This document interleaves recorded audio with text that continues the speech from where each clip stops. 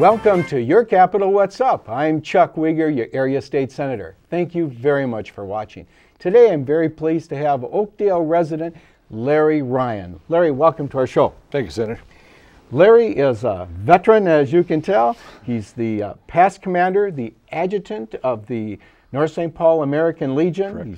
He was the commander for several years. He's been very active at the state capitol and beyond, advocating a number of initiatives for our veterans in the cause of freedom and also remembering our veterans when they return home. So a very familiar face, not only around here, but in at the state capitol as well. So pleased to have you, and we're going to talk about the activities of the North St. Paul American Legion, which has members throughout this area, Absolutely, as well as some of the state activities. But we'd like to learn a little bit more about you first. So sure. What I do know is you were raised in the St. Paul area, but where were you born, Larry? St. Paul. Born at St. John's Hospital, graduated. So was I. Very okay. good. I graduated in 1973 from Washington High School, okay. And 6 days. days. Where were you raised then in terms of elementary school? And give us a few points of reference here. McClellan Elementary School, basically in Como Park, McClellan. Okay. Which is no longer there. Went to Como Park Junior High School, and then Washington High School. So basically North End, Como Park area. Okay. Some memories you'd like to share growing up.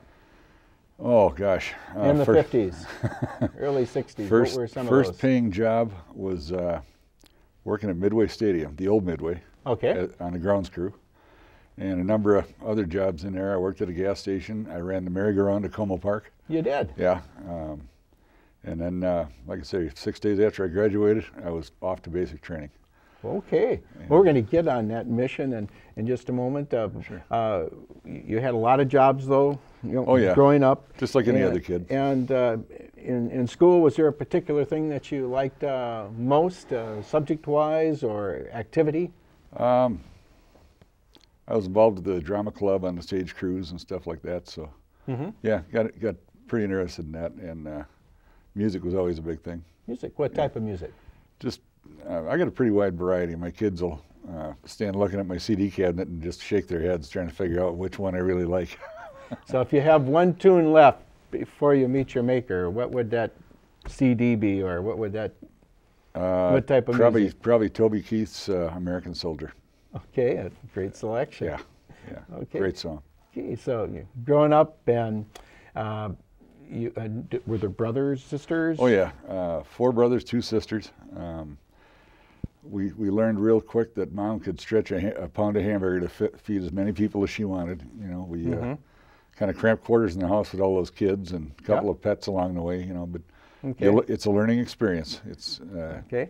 And you figure that out later on in life when you get your own kids. Okay, and Mom, Dad, he worked in St. Paul, or Dad worked at Waldorf Paper, now known as Rock 10. Yes. He was an electrician there for probably the better part of 40 years. Okay. And Mom had her hands full at home. Mom was a stay-at-home mom for many years, and then when we all got a little older, she got back into the workforce and basically as a secretary. She worked at several places. The last place she worked was with a home health care place, scheduling her appointments, keeping her books. Okay. So, yeah. Okay. And you made a decision after graduating high school within 6 days. You're enlisted. Tell us what motivated that decision. Well, in the early 70s, as many of us remember, there was a lot of anti-war sentiment going on, a lot of Vietnam, a lot of anti-Vietnam, and I just wasn't part of that crowd. To me, it was my dad was a vet, served in the Army in the Korean War, and to me, it was just something that we should do. And so I guess I went to the... It was a calling. It was a calling, exactly. Okay. And so why the Air Force? Well, I found out how the draft worked, and if my birthday was going to come up close, I didn't want to be a part of that, so I went down and visited the recruiters' offices where all the different branches were in one building. Where was that? Down on University Avenue, across from Ward's in Midway. Yep. And I walked in, and the first one that got up and said hi to me was the Air Force recruiter. Really? And I had always wanted to be a police officer. And so the recruiter happened to have been a cop in the Air Force. Yes. And so when he found out I wanted to be a cop, that pretty much locked us in. And I actually got in on the delayed enlistment program in January. Okay. So I knew well before I graduated when I was going to be leaving. Okay. And your parents knew that you went down? Oh, yeah. Yeah. Okay. And so you're all signed up to go, and that started 20 years of active duty. Well, it wasn't the original plan, but Right. that's the way it worked out, yeah. Okay. And share with us, you were overseas, but tell us about, let's go to boot camp. Boot camp, San Antonio, Texas in June. If we would have had the benefit of the Weather Channel back then, I probably would have delayed going in. I always thought Minnesota had hot summers, but San Antonio is definitely an experience. Okay. It wasn't uncommon for us to be told, no marching, no outside activities because of the heat. Okay. What'd you weigh back then? I went into the Air Force at 156 pounds, and I remember when I graduated boot camp, we had to go for a second physical, and I was at 140. Okay. So it's a weight loss. Okay. Well, it developed you and Yep. made you tougher. It did. It taught you could do a lot of push-ups when you had to. Yes. Okay. So your specialty then? Law enforcement. Okay. I went right from basic training to the Air Force Security Police Academy, Okay. which was still at Lackland in San Antonio. Yep. So I spent another 8 weeks there, went through the academy, and graduated from there in October of '73. And I put in for all sorts of places, including Vietnam, and I ended up in Rantoul, Illinois. It was my first assignment. Okay. Chanute Air Force Base. Got there, went through the initial training and was assigned as a patrolman, and basically did in the Air Force what the St. Paul or Maplewood and North St. Paul cops do here. You drove patrol in a squad car, you investigated crimes, accidents, whatever. Learned a lot. Okay. What you saw on TV on the cop shows wasn't the same in real life, but it was definitely fun. It was exactly what I wanted to do. Okay. And then after Illinois, where did you go? Clark Air Base in the Philippines. Okay. And I Big left. change? What brought that? Huge change. Well, I was due for an assignment, and I had put in for basically anywhere in the Pacific, and got assigned to Clark. I left here to head over there. It was 28 degrees below zero, and I landed at Clark at 6 o'clock in the morning. It was 94 degrees. Okay. So it's a rapid reacclimation.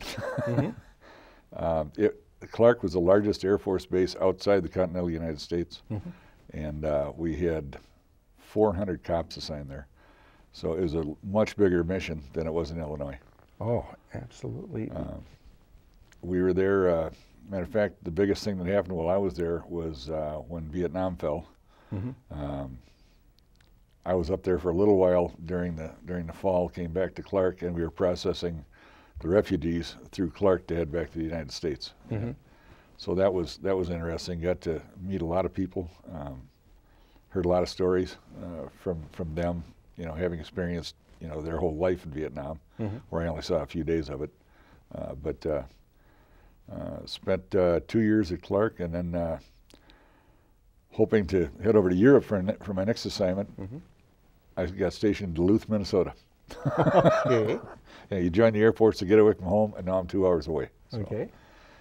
again, rapid climate change from the tropics of the Philippines to I landed in Duluth in February, and it was still cold. What year are we now?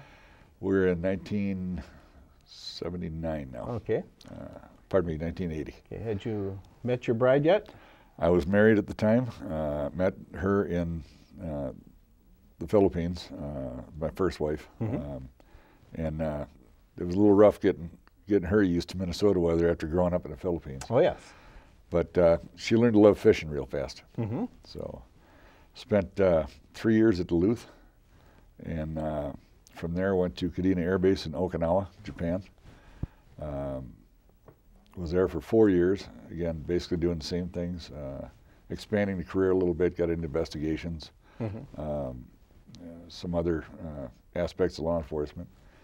Left there in 1984 for Sacramento, California at McClellan Air Force Base. Was there for 2 years, got reassigned back to Clark Air Base. Spent 4 years there, came back from the Philippines and ended up in a little place called Gila Bend, Arizona. It was 85 miles south of Phoenix. It was an emergency landing strip for the Barry Goldwater Bombing and Gunnery Range. Okay. There was only 100 people there. You had to find things to get interested in to keep yourself occupied because there wasn't a whole lot around. But you know, it was every base was a challenge, and you met it, and did pretty good. Left there in '93, moved back up here. Everybody was calling me the reverse snowbird because I moved back to Minnesota. That was the year that Governor Carlson had to close the schools a couple times because of the wind chill. So again, the reacclimation factor came in. But I kicked around some various jobs after I retired, and ended up getting a job with the Department of Defense Police out of the Air Force Reserve Base. And I worked there for about 5 years, and finally decided it was time to really retire. Yeah. Now I work part-time for the St. Paul Police in the air impound lot, and I'm also a sergeant with the St. Paul Police Reserves as a volunteer. So kind of keeping me active with law enforcement and things, but still having fun. Yeah, so, and in addition to the continuation for law enforcement and with the St. Paul Reserve and other activities, you've been a leader with the American Legion. So, before we get to that, though, let's mention that you have, I believe, 5 children. 5 kids. Are grown, so. 6 grandkids. Okay. And, so it wasn't just all military. And no, there was a little civilian life involved too. Yeah. Yes. Yeah, my 5 kids all live right here in the area, and the 6 grandkids are definitely a second occupation, but they're a lot of fun. Okay, good. And again, you're in Oakdale now, and Right. so we're pleased to have you in this area and sharing so much of your life experience and volunteering. Sure. Tell us about the American Legion, the North St. Paul Post specifically, where you served as commander and now adjutant. Right. Post 39 in North St. Paul was organized in 1919, which was the year the American Legion was founded. We were the 39th post formed in the state of Minnesota. Yes.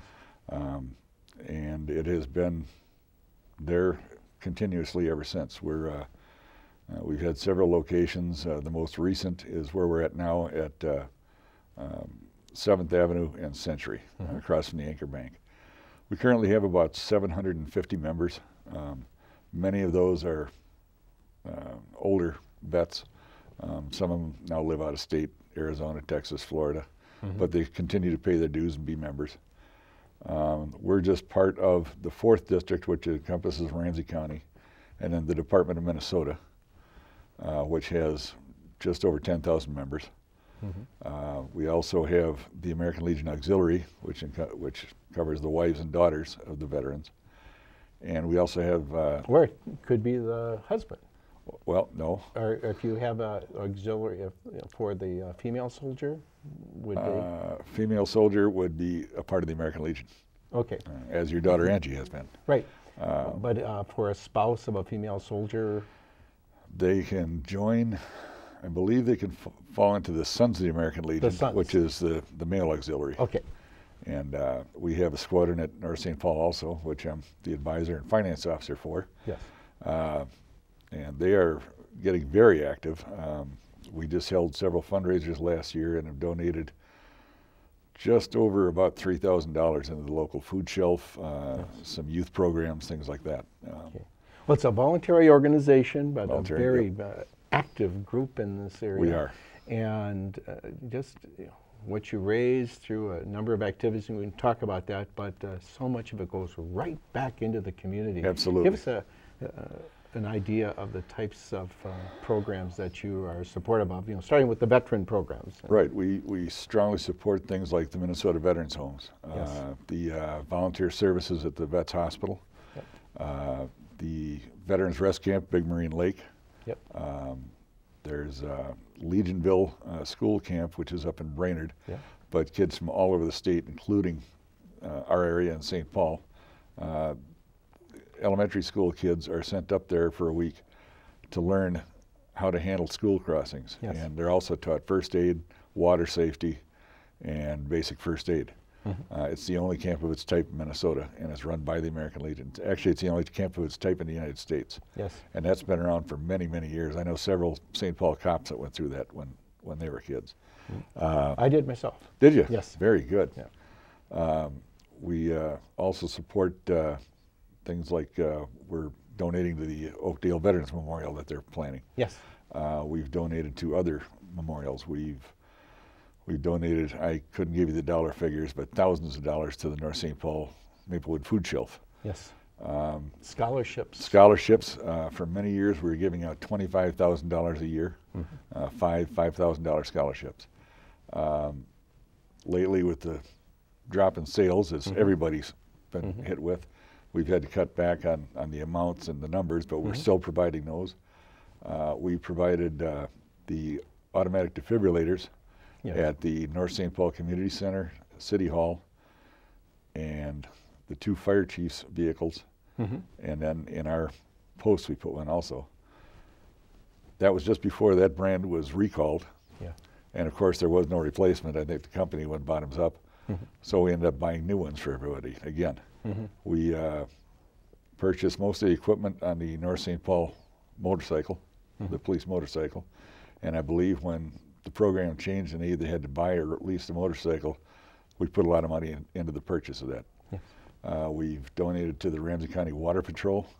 We helped pay for one of their rescue boats. We also paid for an equipment trailer that they can keep all their dive gear and rescue gear in, and that goes right to the scene. The deputies don't have to go in first to gear up. They can go right to the scene, and it's there for them. So we donate to a lot of things, but we try and keep it right in the local area. Yes. So.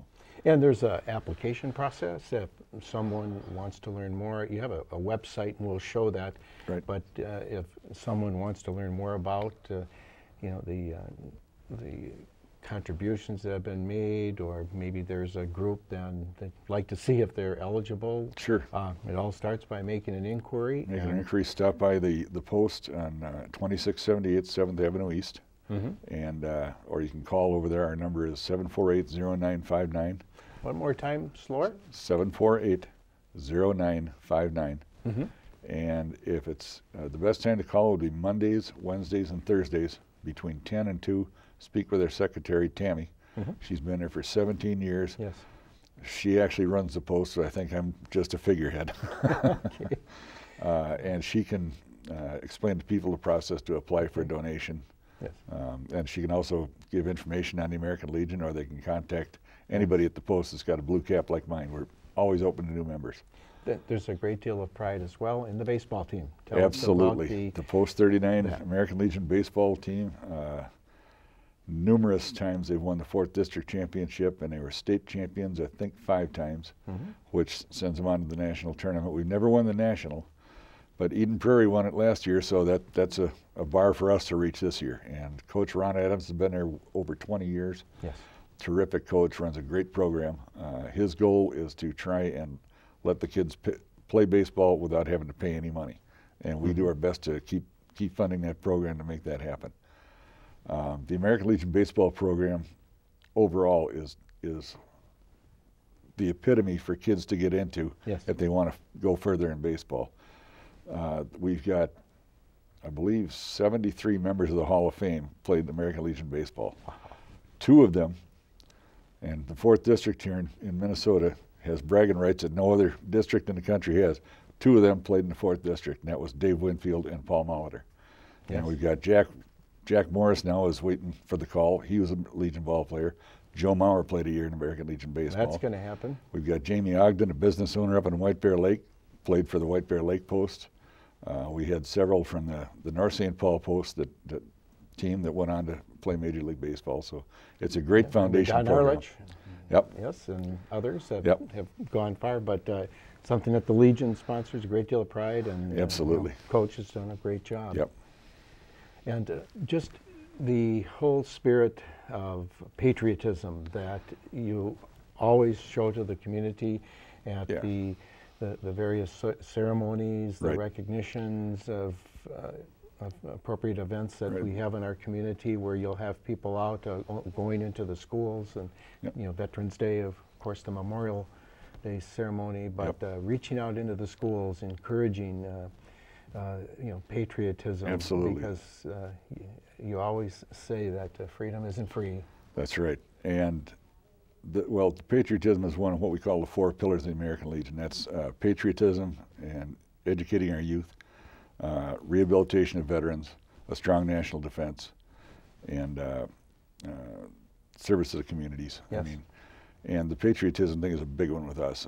Our post is the one that provides the flags up and down 7th Avenue and down Margaret Street to the City Hall every year. VFW helps fund it, but our post is the one that's responsible for making sure they get up. We store the flags in our building in the off season. Lenny Klein has been running that program. Lenny's a World War II vet, and he's in his late 80s now, and he's still very active at it. Yes. So. And in your role as the commander and now adjutant, past commander, you are active at the state legislature. In addition to being very active in the community, but you also bring the message to lawmakers. And I've worked with you over the years on a number of initiatives, and you worked with all the legislators and governors. But highlight some of the activities, if you'd like, in terms of the importance of being involved up there. Well, the biggest one, I think, the 2 biggest ones were when the Legion was one of the biggest advocates to require the Pledge of Allegiance to be recited in schools. That was my first experience following a bill from start to finish, and I was seated in the gallery the day the vote was taken on the House floor. And I know the decorum rules in the House is that there's no applause.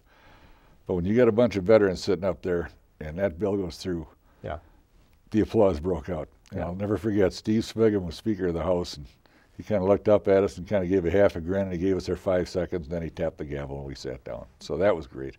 The other was when Governor Pawlenty signed the bill protecting the Veterans Rest Camp on Big Marine Lake from eminent domain takeover. That was a big one because we were very close to losing the camp. And the governor signed that, and also we were granted a tax exemption because it was a veterans facility.